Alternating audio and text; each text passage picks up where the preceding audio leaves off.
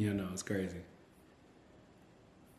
Yeah, you know what I had drafted up, and one of the things that really, as to what I've learned, actually growing up, and it's just so interesting. Man, I had to really, really get my mind together.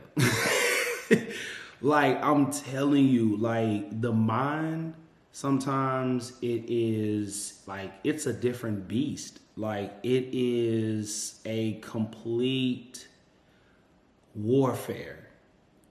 Something that is like every day my mind is moving so fast. Every day there's so many negative thoughts. There's so many, not everything is bad, but there's some positive thoughts in there. I mean, it's just like sometimes it can be hot, sometimes it can be cold, sometimes it can be really, really lukewarm, right? And that's how I was, before, but I had to do a lot of self discovery and a whole identity check because I'm like, I had this place, I was just in this season, every season serves its purpose. And I was just in a season where I had to really do a complete lockdown because I was completely exhausted from my mind accelerating and me feeling like, I have to hurry up and get things done, or, thinking that certain things is supposed to go like a certain way. And that really messed me up. And what it did was it really impacted and it really affected, relationships and different other areas and different components really in my life. But what's really so interesting that I had to learn. So I have to really do a whole complete, sit down, and I had to unlearn. I had to revamp. I had to, God had to reteach. I had to get clarity. I needed wisdom. I needed knowledge. I needed understanding. And I had to get to that point where I'm like, you know what? God is so in love with me. I can't be thinking like this. I have to get this mind together. Right. And so, I've had so many different, conversations with people, and I've talked to strangers, even had conversations about this, like on my job, how important the mind is. And I just thank God for really teaching me the ability or the importance of how consequential the mind is, because it's like, if we are living on bad information, then, that's where we're going to end up, because wherever our mind goes, we go.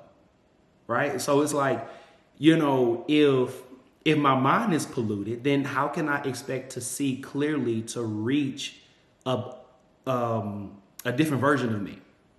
It's just it's really unachievable.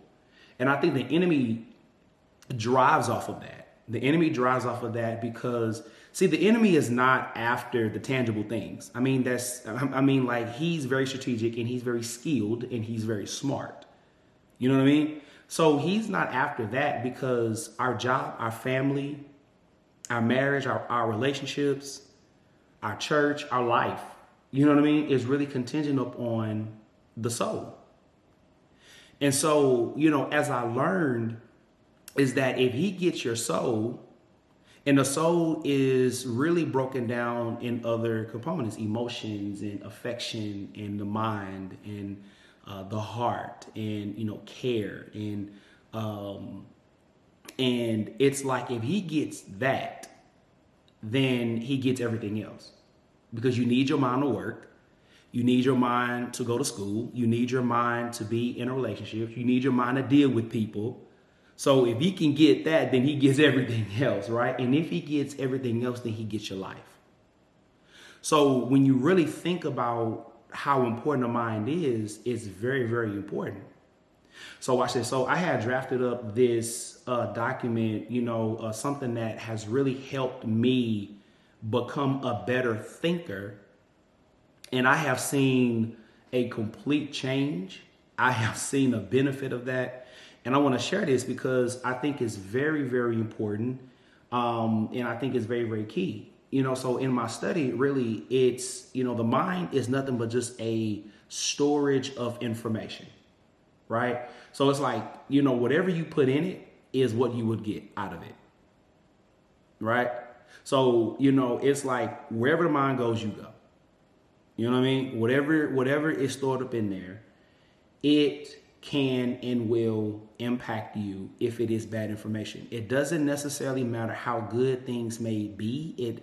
I feel like there's grace, right? Knowing that we have a polluted mentality, we are not thinking clearly, and the fact that we're still thriving or even surviving, yeah, that's grace. That's just God giving us something that we don't deserve. And I also think it's mercy, because it is definitely, God is protecting us from things that we do deserve, right? But we are not to associate temporal goodness with a polluted mentality, because it won't last long, right?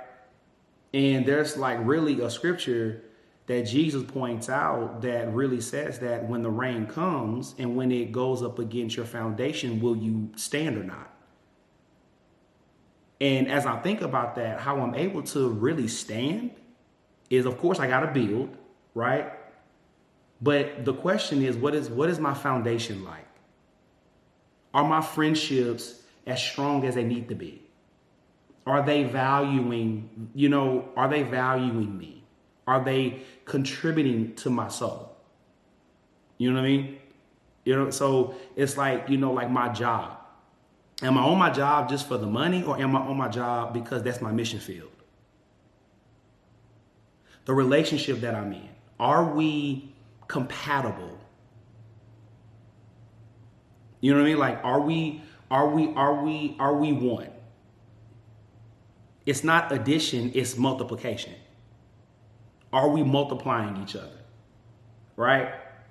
You know what I mean? So it's like, it's really about having the right understanding of what our foundation really is, because we have to be intentional about that, right? Do we have boundaries, that are set, right? Like, you know what I'm saying? Because not everyone deserves your time.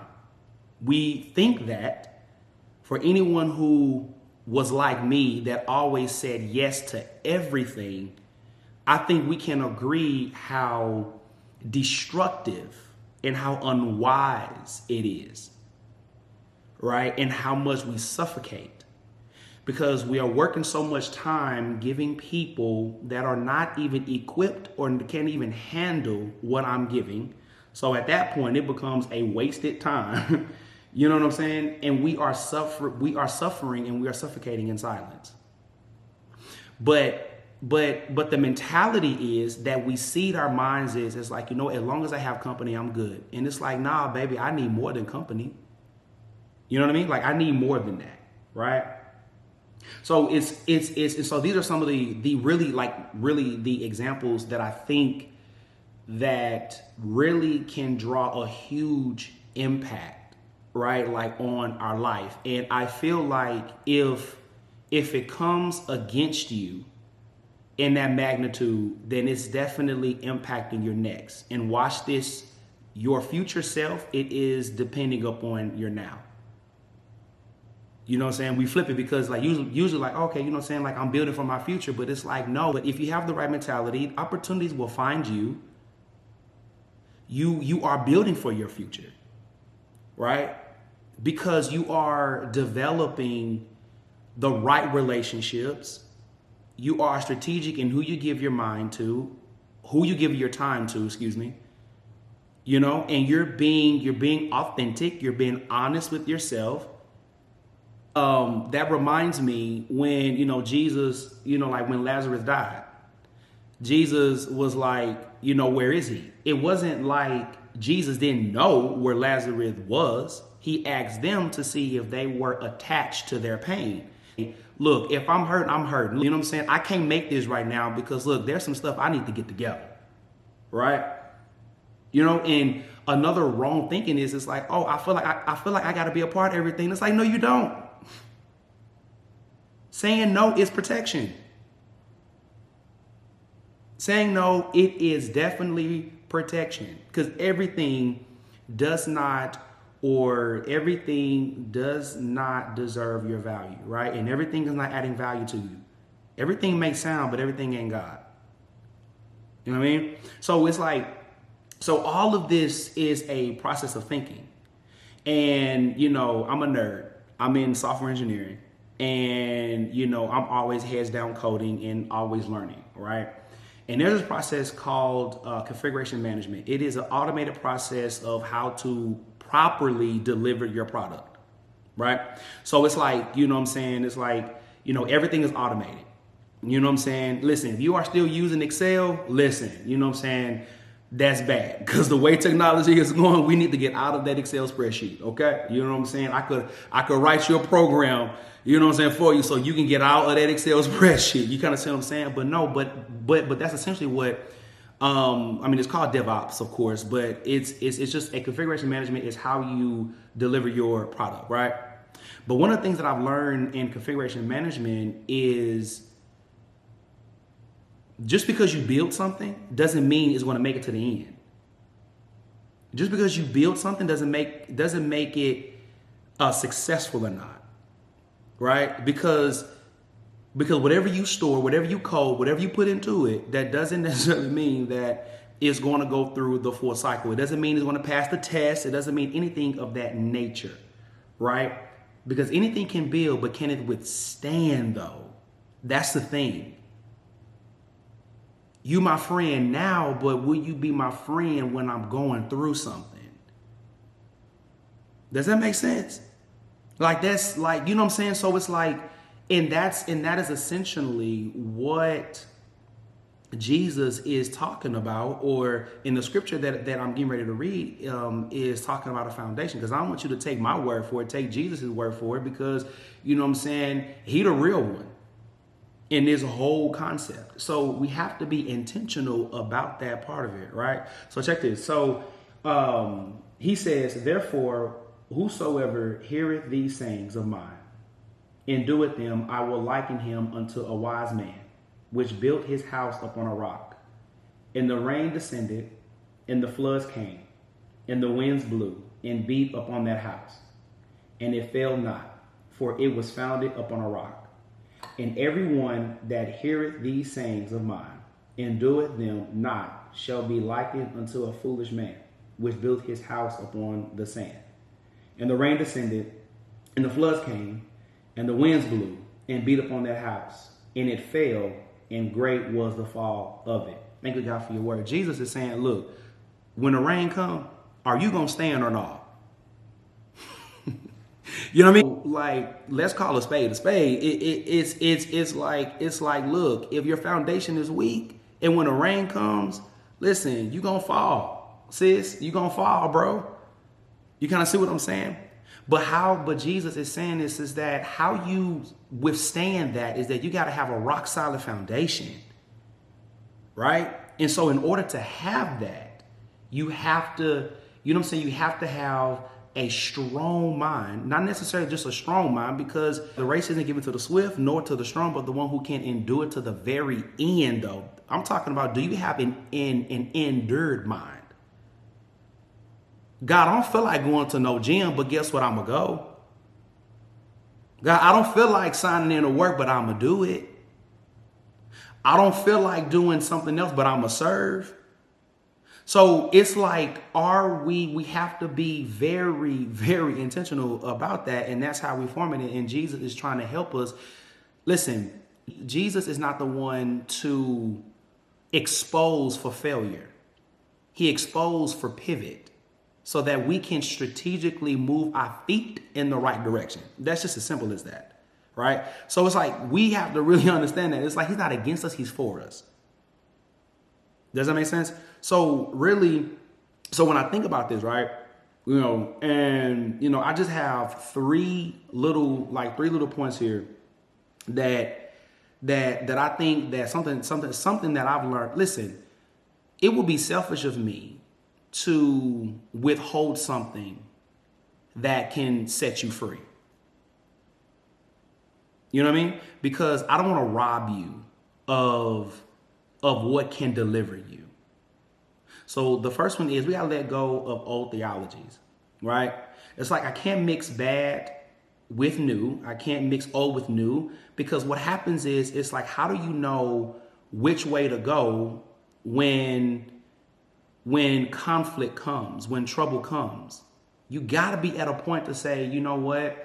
I'm going to remove all bad information. I'm going to relearn. I'm going to allow God to reteach me.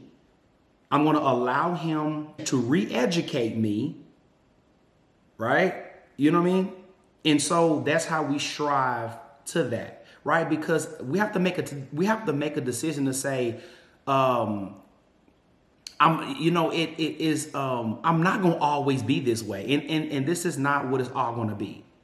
Right? Like, I'm going to get away from that bad theology, right? I'm going to allow God to pour something new in me. Look, the reason why David was so blessed is because he was empty, and he was very strategic about being honest, right? So we got to get rid of, in order for us to be retaught, we got to let go of bad information, right? Old theologies. You know what I mean? The second part is you have to invest in your personal growth, right? Attending biblical conferences. Follow someone that is right for you. All leadership isn't good leadership. Every stream is not a fire stream. Ask the Lord, who do I need to sit under that you will use to speak directly to me?